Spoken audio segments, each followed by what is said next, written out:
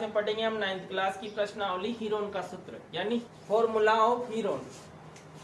इस प्रश्नावली में जो त्रिभुज होता है उसका क्षेत्रफल निकालना हम सीखेंगे। जैसे कि मान लो कोई भी त्रिभुज है, सभी जानते हैं कि तीन भुजाओं द्वारा घिरी हुई बंद आकृति को त्रिभुज कहते हैं। त्रिभुज को समझने के लिए हम उसे दो भागों में बांटते हैं। जैसे कि त्रिभुज है, कोई भी त्रिभुज होता है वो दो आधार पर ज्ञात करते हैं, एक तो कोण के आधार पर और दूसरा भुजा के आधार पर। कोण के आधार पर एक होता है समकोण त्रिभुज, एक होता है न्यून कोण त्रिभुज और एक होता है अधिक कोण त्रिभुज। अधिक कोण त्रिभुज यानी कि जो त्रिभुज होता है वो तीन भुजाएं होती है त्रिभुज में, यानी भुजा भी तीन होगी और कोण भी तीन ही होंगे। त्रिभुज के तीनों अंतःकोणों का योग, ये जो अंदर के कोण है इनको अंतःकोण कहते हैं। ये हमने छोटी क्लासों में पढ़ा था। त्रिभुज के तीनों अंतःकोणों का योग 180 डिग्री होता है। त्रिभुज में तीन भुजाएं होती है, तीन कोण होते हैं और तीनों कोणों का योग 180 डिग्री होता है। कोई भी आकृति हो, चाहे वो त्रिभुज हो या चतुर्भुज हो या पंचभुज हो या शतभुज हो, उसके सभी बाह्य कोणों का योग हमेशा कितना होगा? 360। यानी कि कोई भी आकृति हो उसके बाह्य कोणों की बात पूछी जाए तो वहां पर उनका टोटल, उनका योग कितना होता है? 360। परंतु अंतः कोणों का योग हर आकृति में अलग अलग होता है। जैसे त्रिभुज में तीनों अंतः कोणों का योग 180, चतुर्भुज के चारों अंतः कोणों का योग 360, पंचभुज के 540। इस प्रकार से सबका अलग अलग होता है। वो एक फॉर्मूला होता था, वहां मैंने पढ़ा था n-2 इंटू 180। ये वाला फॉर्मूला होता था अंतः कोणों का योग निकालने के लिए। n का मान मतलब भुजाओं की संख्या, नंबर ऑफ साइड। ठीक, अब यहाँ पर जो न्यून कोण समकोण त्रिभुज है, त्रिभुज को समझ रहे थे हम। इसमें कोण के आधार पर त्रिभुज तीन प्रकार का होता है। समकोण त्रिभुज वह त्रिभुज जिसका कोई भी तीनों में से कोई भी एक कोण 90 डिग्री का हो। तीनों में से कोई सा भी एक कोण यदि 90 डिग्री का होगा तो वो होगा समकोण त्रिभुज। ये समकोण त्रिभुज, न्यून कोण त्रिभुज क्या होता है, क्यों होता है, ये मैं बता रहा हूँ क्योंकि हमारे इस चैप्टर के अंदर ये चीजें काम आने वाली है। इसलिए हमने त्रिभुज को दो भागों में तोड़ा, एक कोण के आधार पर और एक भुजा के आधार पर। एक बार जो हमें त्रिभुज समझ में आ गया तो ये एक्सरसाइज, ये जो प्रश्नावली है ये भी समझ में आ जाएगी, क्योंकि ये प्रश्नावली त्रिभुज पर ही आधारित है। तो पहले हम त्रिभुज को ढंग से समझ लें, उसके बाद में इस प्रश्नावली को स्टार्ट करेंगे। तो त्रिभुज को समझने के लिए हमने दो भागों में तोड़ा। कोण के आधार पर तीन होते हैं और भुजा के आधार पर भी तीन होते हैं। समकोण त्रिभुज वो त्रिभुज जिसका कोई एक कोण 90 डिग्री का होता है, समकोण त्रिभुज कहलाता है। न्यून कोण त्रिभुज वो त्रिभुज जिसके तीनों अंतःकोण 90 डिग्री से कम हो, वह त्रिभुज जिसके तीनों अंतःकोण 90 डिग्री से कम हो न्यून कोण त्रिभुज होगा।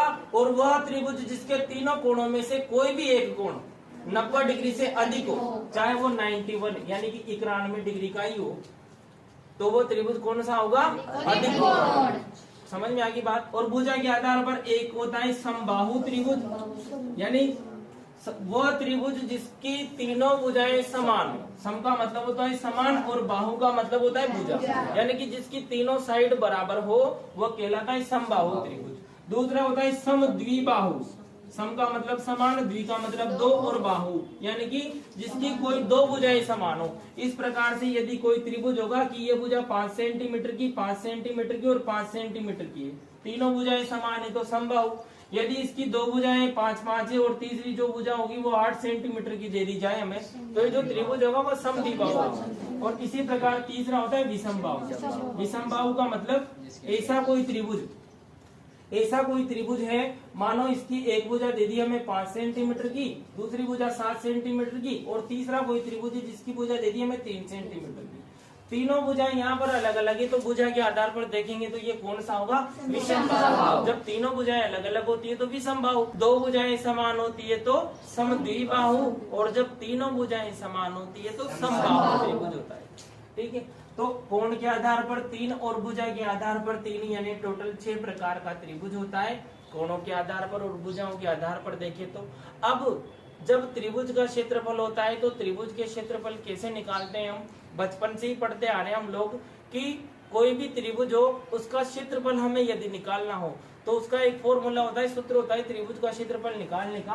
क्या होता है? 1/2 इसको पढ़ेंगे। कोई भी त्रिभुज होता है उसका क्षेत्रफल निकालने के लिए हम फॉर्मूला जो होता है वो होता है 1/2 इंटू आधार इंटू ऊंचाई। ये वाला जो फॉर्मूला है वो हम बचपन से पढ़ते आ रहे हैं, 4th 5th 6th क्लास से ही। त्रिभुज का क्षेत्रफल निकालने के लिए फॉर्मूला होता है त्रिभुज का क्षेत्रफल निकालने के लिए। लेकिन ये सूत्र केवल वहीं पर लगाया जाता है जब हमें समकोण त्रिभुज दे दिया जाए। अब समकोण क्या होता है? वह त्रिभुज जिसका कोई भी एक कोण 90 डिग्री का हो समकोण त्रिभुज कहलाता है। जैसे इस प्रकार से, क्योंकि यहाँ पर एक कोण 90 डिग्री का दे दिया हमें, तो यहाँ पर यहाँ से यहाँ तक की जो होगी वो उसकी ऊंचाई होगी। तो ये जो त्रिभुज होगा समकोण होगा, और समकोण त्रिभुज दिया जाए तभी ये वाला फॉर्मूला लगाया जाता है। यदि ऐसा कोई त्रिभुज दे दे कि वो समकोण नहीं हो, यानी कोई सा भी एक कोण 90 डिग्री का नहीं हो, सभी कोण अलग अलग है, तो फिर वहां पर जो फॉर्मूला लगाया जाएगा उसका क्षेत्रफल निकालने के लिए, यानी कि जो त्रिभुज का क्षेत्रफल निकालने के लिए फॉर्मूला होता है वो होता है एक ही है, और दूसरा होता है कि √S S minus A S minus B S minus C. यहाँ पर ये जो ऐसे इसको बोला जाता है सेमी पेरीमीटर, यानी कि अर्ध परिमाप। ये जो ऐसे उसको बोला जाता है अर्ध परिमाप। परिमाप का मतलब होता है कि किसी भी त्रिभुज की तीनों भुजाओं को यदि हम प्लस कर ले, उनका सम कर ले तीनों साइडों का, तो वो होता है परिमाप। और अर्ध परिमाप यानी उसको डिवाइड कर दे 2 से, 2 का भाग दे दे, तो वो होगा अर्ध परिमाप। यानी S बराबर क्या होता है? A plus B plus C। यहाँ पर ये जो A B C है वो क्या है? त्रिभुज की तीनों भुजाएं हैं। किसी को भी मान लेंगे हम A B C या A B C, कैसे भी माने। त्रिभुज की तीनों भुजाओं को प्लस करके उसको जब 2 से डिवाइड करेंगे तो वो निकलता है अर्ध परिमाप। और इसको मतलब अर्ध परिमाप, और ABC का मतलब तीनों भुजाएं, त्रिभुज की तीनों भुजाएं। और जो तीसरा होता है फॉर्मूला वो होता है कि जब हमें कोई त्रिभुज ऐसा दे दिया जाए, ये जो फॉर्मूला है ना S minus A S minus B S minus C with √, ये जो फॉर्मूला होता है उसे कहा जाता है हीरोन का सूत्र। यानी कि कभी कोई पूछ ले कि हीरोन का सूत्र कहाँ पर प्रयोग किया जाता है, तो हीरोन का सूत्र का उपयोग किसी त्रिभुज का क्षेत्रफल निकालने के लिए काम में लिया जाता है। त्रिभुज का क्षेत्रफल ये भी होता है 1/2 इंटू आधार इंटू ऊंचाई, लेकिन ये कहाँ लगाया जाएगा? जब हमें कोई समकोण त्रिभुज दे दिया जाए। ये वाला सूत्र जो होता है वो कहाँ लगाया जाएगा? किसी त्रिभुज का क्षेत्रफल निकालने के लिए तो लगाया ही जाएगा, परंतु वो त्रिभुज कैसा भी हो, चाहे वो समकोण हो या नहीं हो, वहां पर ये वाला फॉर्मूला लगाया जाता है। और तीसरा होता है एक जो हम 10th क्लास में पढ़ेंगे, बहुत ही इंपॉर्टेंट है, और 10th क्लास में हर साल पूछा जाता है वो फॉर्मूला कि जब कोई त्रिभुज हमें दे दिया जाए इस प्रकार से, चाहे वो समकोण हो या कैसा भी हो, कोई त्रिभुज हमें दे दिया जाए, उसकी हमें भुजाएं नहीं दी, कोण भी नहीं दिए, उसके हमें यहाँ पर ये जो 3 शीर्ष है ना, इसको बोलते हैं कोनों को शीर्ष। तो ये किसी त्रिभुज के 3 शीर्ष है, इन तीनों शीर्षों के निर्देशांक दिए जाएंगे, ये हम 10th क्लास में पढ़ेंगे। इसके निर्देशांक दे दिए 2,3, 5,1 और 4,7। कोई भी 2-3 निर्देशांक दे दिए तीनों शीर्षों के, तो इसका क्षेत्रफल हम कैसे निकालेंगे? तो त्रिभुज का क्षेत्रफल निकालने के लिए इसके लिए फॉर्मूला लगाएंगे 1/2 bracket x1 y2 minus y3 plus, जैसे x1 आया वैसे ही x2 y3 minus y1 plus एक और लिखेंगे x3 y1 माइनस y5। ये फॉर्मूला हमें याद नहीं होगा, परंतु बहुत आसान है याद करने के लिए, वो हम 10th क्लास में पढ़ेंगे। बेसिकली हम पढ़ रहे हैं केवल 9th क्लास में ये जो चैप्टर है हीरोन का सूत्र, इसको। तो यहाँ पर किसी भी त्रिभुज का क्षेत्रफल निकालने के लिए 3 फॉर्मूले होते हैं अलग अलग। फर्स्ट वाला वो जो हम पहले पढ़ चुके, सेकंड वाला वो जो हम इस चैप्टर में पढ़ेंगे, और थर्ड वाला वो जो आगे पढ़ेंगे 10th में। तो इसको वही समझेंगे कि कैसे आया, क्या होता है, कैसे निकालते हैं। हम केवल अभी वर्तमान में इसको पढ़ने वाले हैं, इसे कहा जाता है हीरोन का सूत्र। तो हीरोन का सूत्र कहाँ काम में आता है? किसी त्रिभुज का क्षेत्रफल निकालने के लिए, परंतु शर्त है कि हमें तीनों भुजाओं का माप पता होना चाहिए। जैसे कि यहाँ पर ये जो त्रिभुज दिया, कोई भी त्रिभुज मान लेते हैं ABC, इस त्रिभुज की ये जो तीनों भुजाएं हैं इनकी माप हमें पता होनी चाहिए, जब भी हम ये वाला फॉर्मूला लगाएंगे हीरोन का सूत्र वाला। ठीक है, तो कैसे निकालते हैं देखें। माना कि कोई त्रिभुज दिया गया है हमें इस प्रकार से, और इसका क्षेत्रफल निकालना है। जैसे यहाँ पर ये जो दिया है वो कहा गया है कि कोई त्रिभुज ABC है जिसकी भुजाओं की माप 15 सेंटीमीटर, 2 सेंटीमीटर और 7 सेंटीमीटर है। और इसमें कोण भी समकोण है, यानी कि एक कोण यहाँ पर हमें 90 डिग्री का दे दिया गया है। तो इसका क्षेत्रफल निकालने के लिए सिंपल हम वो फॉर्मूला लगाएंगे 1/2 इंटू आधार इंटू ऊंचाई। अभी हमने पढ़ा था 1/2, यहाँ पर कहेंगे त्रिभुज ABC का क्षेत्रफल, फॉर्मूला लगाएंगे 1/2 इंटू आधार इंटू ऊंचाई, यानी कि 1/2 multiply base multiply height, 1/2 multiply base, आधार कितना है यहाँ पर 7। ये जो कोई भी त्रिभुज होता है उसमें इस भुजा को, नीचे वाली भुजा को बोला जाता है आधार। ये जो यहाँ से यहाँ तक है इस भुजा को बोला जाता है लंब, को ही कहा जाता है ऊंचाई। तो यहाँ पर ये जो लंब है इसको ऊंचाई मानेंगे, नीचे वाली भुजा को आधार, और ये जो टेढ़ी भुजा है 90 डिग्री के सामने वाली भुजा इसे कर्ण कहा जाता है। और किसी भी त्रिभुज का जो लंब, आधार और कर्ण, यानी कि ये जो तीनों है इनमें कर्ण सबसे बड़ी भुजा होती है। याद रखना, जब भी कोई समकोण त्रिभुज की बात होती है तो क्वेश्चन हमारे दिमाग में आ जाना चाहिए पाइथागोरस थ्योरम, बहुत इंपॉर्टेंट है पाइथागोरस थ्योरम। क्या होती है पाइथागोरस प्रमेय? कर्ण स्क्वायर बराबर आधार स्क्वायर प्लस लंब स्क्वायर। इस साल भी काम आ रही है ये, और अगले साल भी काम आएगी 10th क्लास में, 8th में भी काम आती थी। यानी पाइथागोरस थ्योरम बहुत इंपॉर्टेंट है, याद रखना इसको। कर्ण स्क्वायर बराबर आधार स्क्वायर प्लस लंब स्क्वायर, ये फॉर्मूला होता है पाइथागोरस थ्योरम। ठीक है, अभी काम में नहीं ले आ रही हमारे, हम केवल इसका क्षेत्रफल निकाल रहे हैं। तो फॉर्मूला लगाया त्रिभुज ABC का क्षेत्रफल बराबर 1/2 इंटू आधार इंटू ऊंचाई। जब इसमें मान पुट करेंगे तो मिलेगा आधार कितना है यहाँ पर 7 इंटू ऊंचाई कितनी है 2। इसको हल करेंगे तो अच्छा, ये सभी सेमी ये भी सेंटीमीटर में होना चाहिए, तीनों सेम होना चाहिए। यदि यहाँ पर अभी मैंने 2 मीटर लिख दिया तो फिर वो नहीं चलेगा, यहाँ पर इसको सेंटीमीटर में बदलना होगा। याद रखना कि हमेशा प्रत्येक भुजा का मात्रक समान होना चाहिए। मात्रक का मतलब जो हम पीछे लगाते हैं, जैसे हमारी भारतीय मुद्रा का मात्रक रुपया, अमेरिका की जो मुद्रा है वहां का मात्रक डॉलर। लंबाई का मात्रक की बात करें तो सेंटीमीटर, मीटर, किलोमीटर, मिलीमीटर, ये लंबाई की मात्रक। समझ में आएगी बात? तो ये मात्रक है। यहाँ पर धारा का मात्रक क्या होता है? विद्युत धारा, इसका मात्रक क्या होता है? एम्पियर। विभवांतर का मात्रक वोल्ट। ये अगली क्लास में काम आएगा, 10th क्लास में साइंस पढ़ेंगे जहाँ पर। ठीक है, तो मात्रक का क्वेश्चन पूछा जाता है हमेशा साइंस वाले पेपर में। अभी भी आज पेपर है साइंस का, ध्यान रखना, उनका पेपर देखना एक बार। हम 9th में है, 10th में नहीं है, लेकिन कोई तुम्हारे अड़ोस पड़ोस में होना तो उनका पेपर जरूर देखना एक बार।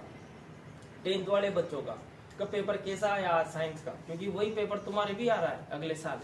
तो ध्यान रखना इन पेपरों को, कैसे क्वेश्चन पूछे जाते हैं मात्रक की।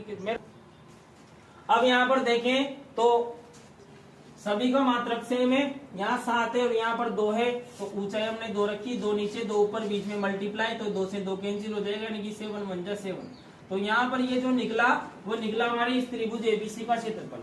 जब भी हम क्षेत्रफल निकालते हैं तो कोई भी जो मात्रक होता है उसके पीछे स्क्वायर लगाया जाता है।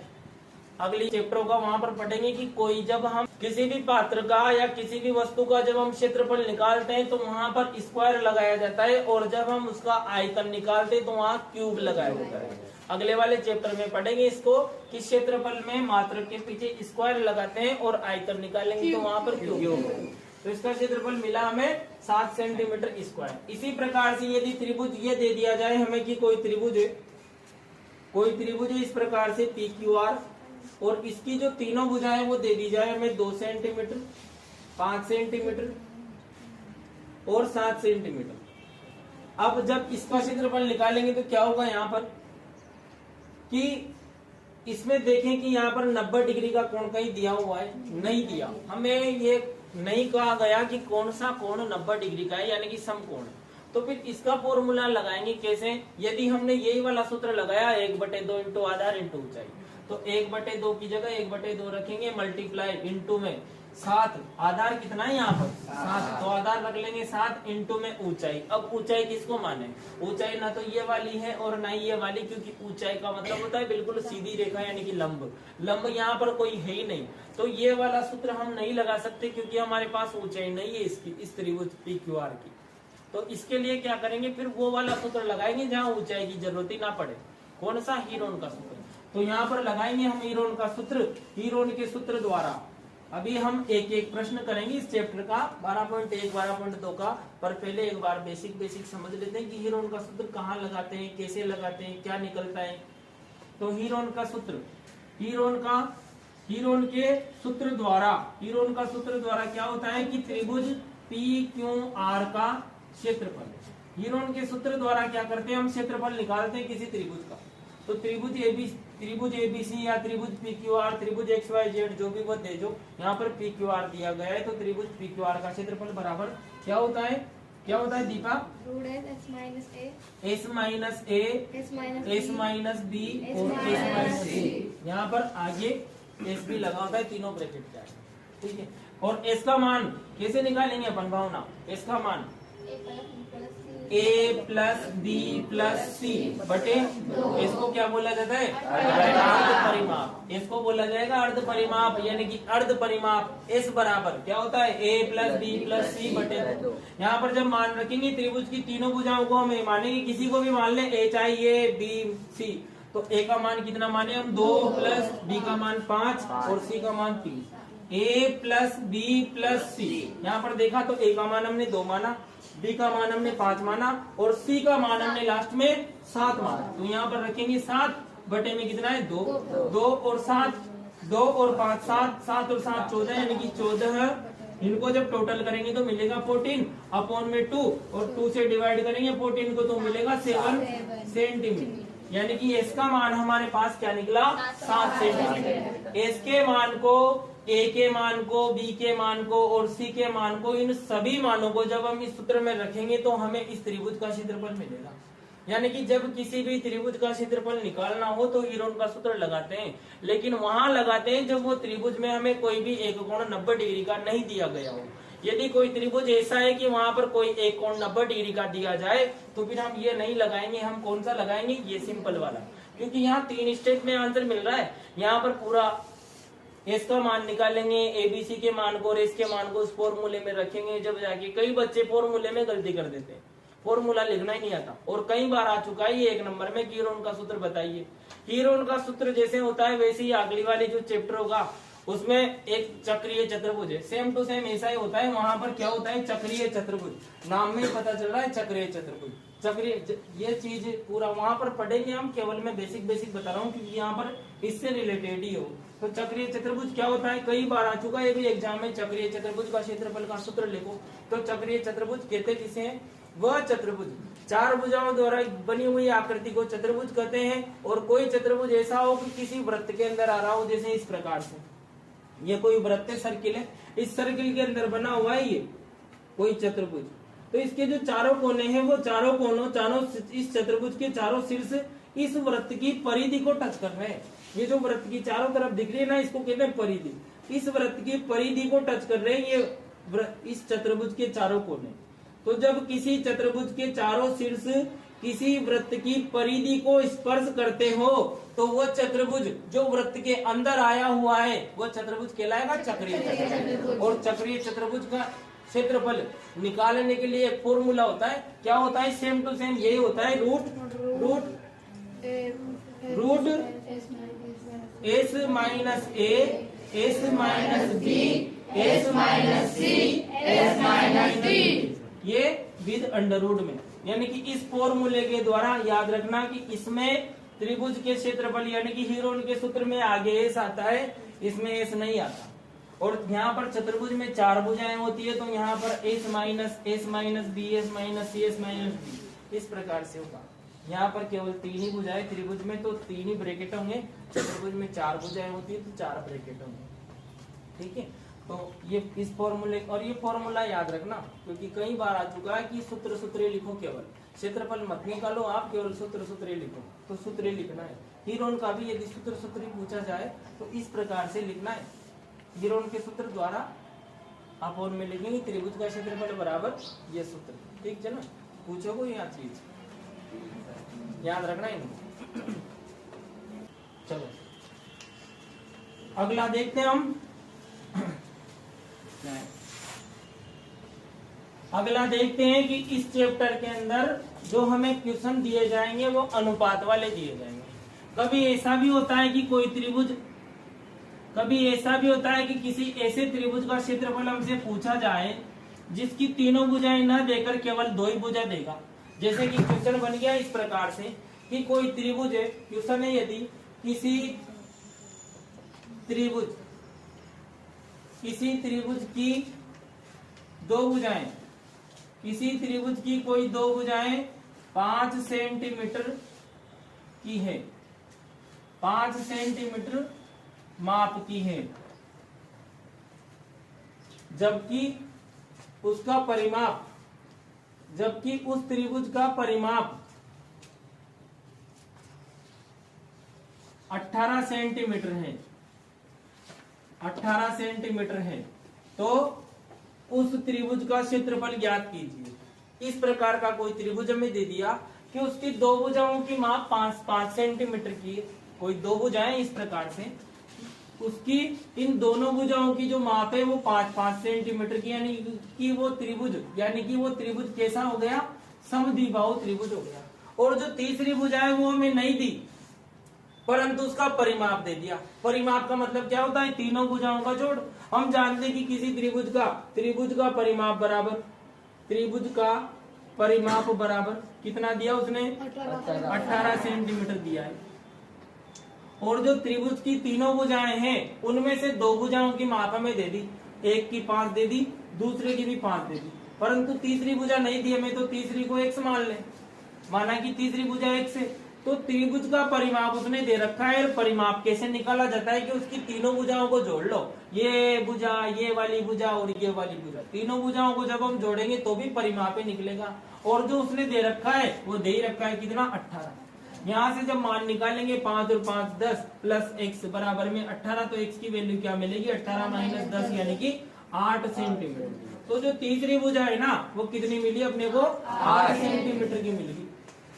अब त्रिभुज की तीनों भुजाएं मिल गई तो फिर उसका क्षेत्रफल हम निकाल ही लेंगे आसानी से, हीरोन के सूत्र द्वारा। वही फॉर्मूला लगाएंगे, under root S minus A S minus B S minus C वाला, वहां मान रखेंगे। इसका मान निकालने के बाद में दिले से इसका मान कैसे निकाला जाता है, ए प्लस बी प्लस सी बटा 2, तो इसका मान निकल जाएगा। त्रिभुज की तीनों भुजाओं को जोड़ दो। अच्छा, परिमाप हमें दे रखा है कितना, 18, तो अर्ध परिमाप पूछा है तो हम डायरेक्ट निकाल सकते हैं, s बराबर 18/2 यानी कि 9। ठीक है, तो इस प्रकार से हम हीरोन के सूत्र का प्रयोग करके किसी भी त्रिभुज का क्षेत्रफल निकाल सकते हैं। एक और प्रकार के क्वेश्चन बनेंगे यहाँ पर कि हमें कोई ऐसा त्रिभुज दिया जाए जिसकी भुजाएं देगा ही नहीं बिल्कुल, उसकी भुजाओं का सिर्फ अनुपात दिया जाएगा। जैसे कि मान लो कोई त्रिभुज है, सपोज ये वाला ही कोई त्रिभुज है, इसकी भुजाओं का जो अनुपात है वो किस प्रकार से है, भुजाओं का काम आएगी। शॉर्ट में इसका पूरा बेसिक क्लियर करा दिया मैंने। जो क्वेश्चन बन सकते हैं ना इस प्रश्नावली के अंदर वो सारे कंप्लीट करा दिए। तीसरा एक और होता है इसमें, इस प्रकार का कोई क्वेश्चन है कि किसी त्रिभुज, कोई त्रिभुज दिया, किसी त्रिभुज की भुजाओं का अनुपात, किसी त्रिभुज की भुजाओं का अनुपात इस प्रकार से दिया है कि 2:3:4, 2:3:4 तथा उसका परिमाप 36 सेंटीमीटर है, तो उस त्रिभुज का क्षेत्रफल ज्ञात कीजिए। अब ये कोई त्रिभुज दे दिया हमें, कोई ऐसा त्रिभुज दे दिया जिसकी भुजाओं का अनुपात है 2:3:4 तथा उसका उस त्रिभुज का जो परिमाप है वो परिमाप भी हमें दिया है 36 सेंटीमीटर। तो उसका क्षेत्रफल कैसे निकालेंगे, माना कि कोई त्रिभुज इस प्रकार का बनाएंगे हम पेन से, जब हम इसको सॉल्व करेंगे ना तो बनाएंगे इस प्रकार से। माना कि कोई त्रिभुज है एबीसी नाम मान लो। इस त्रिभुज में कोण हमें दिया नहीं कि भाई कौन सा कोण समकोण है, कौन सा न्यून कोण है, कुछ नहीं दिया गया, केवल भुजाओं का अनुपात दिया गया है। तो इस भुजा का और इस भुजा का, तीनों भुजाओं का अनुपात कितना है, 2:3:4। तो जब भी अनुपात से संबंधित कोई प्रश्न आ जाए तो मानेंगे, माना कि उस त्रिभुज की पहली भुजा, ये अनुपात किसका दिया गया है, भुजाओं का, तो माना कि पहली भुजा, माना कि जो वो त्रिभुज है उसकी पहली भुजा माना कि त्रिभुज की पहली भुजा बराबर स्टार्टिंग में क्या आ रहा है 2, तो यहाँ पर 2 लिखेंगे, मल्टीप्लाई में x करवा देंगे। माना कि ये जो त्रिभुज है एबीसी, इसकी जो पहली भुजा है वो है 2x, दूसरी भुजा को मानेंगे हम 3x और चौथी भुजा को मानेंगे हम 4x। अनुपात का मतलब यही होता है कि उन तीनों में कोई ना कोई चीज कॉमन है। अब वो कौन सी चीज कॉमन है, 2 कॉमन आ रहा है, 3 कॉमन आ रहा है, 10 कॉमन आ रहा है या 7 कॉमन आ रहा है, हमें पता नहीं है। हम उस कॉमन चीज का मान निकाल लेंगे तो हमें उस भुजा का मान भी पता लग जाएगा। अब वो कॉमन कौन सी संख्या है, कौन सा अंक कॉमन आ रहा है, वो हमें पता नहीं है। इसके लिए मान ले कि माना कि ये जो त्रिभुज है जिसकी हमें भुजाओं का अनुपात दिया गया था 2, 3, 4, माना कि पहली भुजा कितनी है 2x है। इसी प्रकार से जो सेकंड वाली भुजा है वो है 3x और जो थर्ड वाली जो भुजा है वो है तीसरी भुजा बराबर 4x। तो हमने इस तीनों भुजाओं को मान लिया 2x, 3x और 4x। अब यहाँ पर ये कौन सी बात हुई कि 4x उसकी भुजा है, x यहाँ पर अज्ञात है तो x का मान हमें निकालना होगा। अब ये नहीं कि सर तीनों भुजाएं आ गई त्रिभुज की तो फिर उनका सूत्र लगा के इसका क्षेत्रफल निकाल लेंगे, क्षेत्रफल ही नहीं निकलेगा क्योंकि यहाँ पर x आया हुआ है। x क्या है, अज्ञात राशि है यहाँ पर, तो हमें इसको ज्ञात करना है, x का मान हमें निकालना है। तो हमारा पहला टारगेट हो गया कि हमें x का मान निकालना है। x का मान निकलने के बाद में हमने जो मानी थी ये पहली भुजा, दूसरी भुजा, तीसरी भुजा, इसमें वैल्यू पुट करेंगे x की जो निकलेगा। यानी हमारा टारगेट क्या है, पहला x का मान निकालना। x का मान निकलने के बाद में जो भी मान आएगा, सपोज वो x का मान 4 आया या 7 आया, उस x के मान को यहाँ पर रखेंगे, यहाँ रखेंगे तो उनको मल्टीप्लाई करवाएंगे, पहली भुजा आ जाएगी, दूसरी भुजा आ जाएगी, तीसरी भुजा आ जाएगी। तीनों भुजाएं आने के बाद में अब फॉर्मूला लगाएंगे, क्योंकि जब तक तीनों भुजाएं नहीं होंगी हमारे पास तब तक हम हीरोन का सूत्र नहीं लगा सकते। क्या होता है विक्रम हीरोन का सूत्र? s minus a and root s minus a s minus b s minus c। इसमें मान रखेंगे हम। तो क्या होगा, देखिए यहाँ पर सबसे पहले यहाँ पर दिया गया है हमें त्रिभुज का परिमाप। तो त्रिभुज का परिमाप कितना दिया गया है, त्रिभुज का परिमाप बराबर 36 सेंटीमीटर। इसमें जब वैल्यू रखेंगे त्रिभुज का परिमाप कैसे निकाल देगी, उसकी तीनों भुजाओं को जोड़ लो, यानी कि 2x plus 3x plus 4x बराबर में 2 और 3 5, 5 और 4 9, यानी कि 9x बराबर कितना मिलेगा 36। तो x का मान कितना मिला 9 को जब उधर लेके जाएंगे तो 36/9, 36/9 x का मान मिलेगा हमें 4। तो जो x का मान मिला 4, इस x के मान को यहाँ रखेंगे।